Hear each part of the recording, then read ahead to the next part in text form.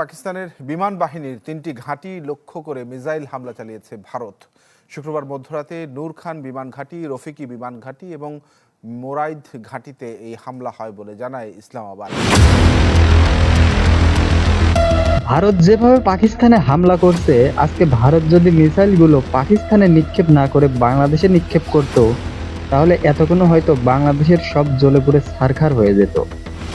পাল্টা আক্রমণ তো দূরের কথা, কোনোরূপ সামরিক প্রতিরোধও গড়ে তুলতে পারতো না। মানতে কষ্ট হলেও এটাই সত্যি।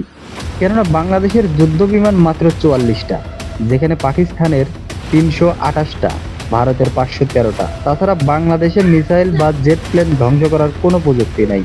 আই রিপিট, 2025 সালের মতো টেকনোলজির যুগে এসেও এই প্রযুক্তি নাই।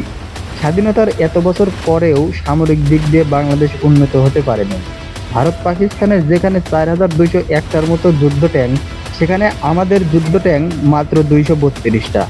তাদের দু দেশেরই সাজোয়াজান 1.5 লাখের মতো, আর বাংলাদেশের মাত্র 240টা, তা আবার পুরাতন আমলে। বাংলাদেশ কেন সামরিক দিক দিয়ে উন্নতি হতে পারে নাই? উত্তর হচ্ছে, সামরিক দিক দিয়ে উন্নতি করতে চায় নাই। হাসিনা সারাটা বছর আমাদেরকে উন্নয়নের গল্প শুনিয়ে গেছে, কিন্তু সামরিক খাতে কিচ্ছু করে নাই। একটা অত্যাধুনিক সামরিক ঘাঁটিও নাই, যেখানে সেনারা যুদ্ধকালীন সময়ে লড়াই করতে পারবে। হাসিনা সবসময় বুঝতো, ভারতের গোলামি করো, তাহলে ভারত কখনো আক্রমণ করবে না।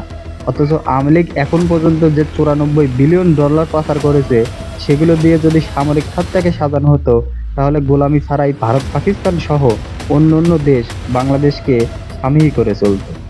94 বিলিয়ন ডলার এত বেশি টাকা, যে টাকা দিয়ে হাজার হাজার যুদ্ধ বিমান, জেট প্লেন, সাবমেরিন কেনা যেত।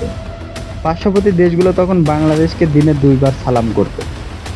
কোনো দেশ বাংলাদেশের উপর অন্যায়ভাবে কোনো কিছু চাপিয়ে দিতে পারত না। বর্ডারে ভারতীয় সেনারা বাংলাদেশ নাগরিকদের গুলি করে হত্যা করতে পারত না। বাংলাদেশের উপর আঙ্গুল তুলতে অন্তত 2 বার ভাবত। অথচ সামরিক খাতকে দুর্বল করে রাখার কারণে আজকে টেক্কা দিয়ে কথা বলার মতো সেনাবাহিনীর সাহস থাকে না। বর্ডারে মানুষ মরে, বর্ডার দিয়ে ভারতীয়রা ঢুকে পড়ে।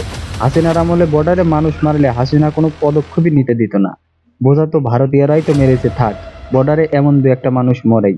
আওয়ামী লীগ বিগত 17 বছর শুধু হাজার হাজার কোটি টাকা পাচারই করে নাই, তারা আমাদের সামরিক খাতটাকে একদম ধ্বংস করে দিয়ে গেছে। আমাদের বাঘের মতো দেশপ্রেমিক সেনাবাহিনীদেরকে বিলাইয়ের মতো চুপসে থাকতে বাধ্য হয়।